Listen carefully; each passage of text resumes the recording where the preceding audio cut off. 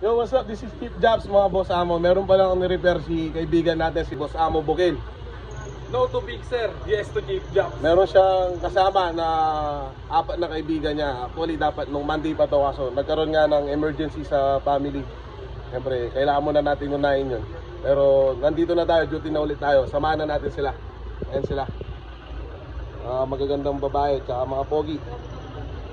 Tara na po, punta na tayo sa LTO para masamahan natin sila. Babs, tara na. So yun nga mga boss, nandito namin sa LTO. Sama ko sina mga boss amo at si mga boss madam natin. Tara, samahan na natin sila sa loob para ma-endorse na natin sila sa mga authorized person ng LTO.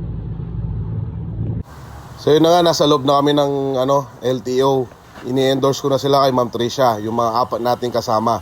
Mga 2 boss madam at 2 boss amo. Si Ma'am Tricia na yung bahala sa kanila. Kompleto naman yung mga requirements nila. At si Ma'am Tricia na rin yung magpapaliwanag kung ano yung mga kailangan nilang gawin. At si Ma'am Tricia na rin yung magsasabi ano yung ibig kong sabihin dyan, mga boss amo.